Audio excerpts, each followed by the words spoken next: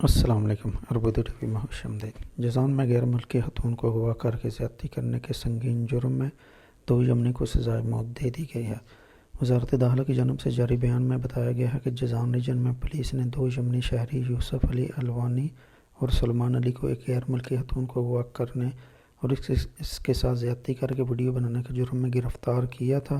سمجھ میں نہیں آتا کہ سعودی عرب میں اتنا سخت قانون ہونے کے باوجود بھی ایسا کیوں ہوا۔ ایسے جرم زیادہ تر تو نشہ کرنے والے لوگ کرتے ہیں، مگر یہاں ایسا کچھ نہیں ہے۔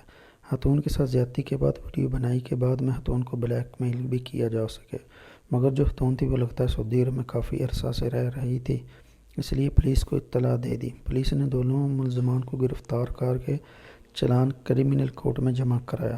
تمام شواہد اور اقبالی بیان پر عدالت نے حد حرابہ کی سزا ان پر نافذ کی گئی ہے۔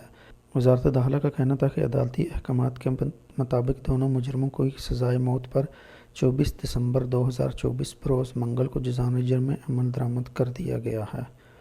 سعودی وزارت داخلہ نے کہا کہ نشہ اور گولیاں اسمگل کرنے کے جرم میں غیر ملکی پر سزائے موت کا عدالتی فیصلہ نافذ کر دیا گیا ہے۔ وزارت داخلہ کا کہنا تھا کہ شامی تارک وطن عمر ہیثم مندو کو نشہ اور گولیاں اسمگل کرتے ہوئے گرفتار کیا گیا تھا۔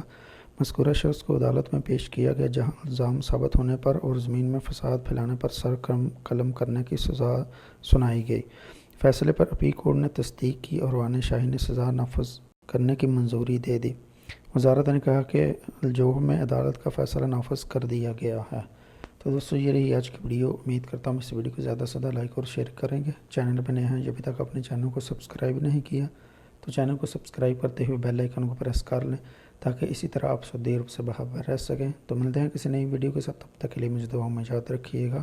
اللہ حافظ۔ السلام علیکم۔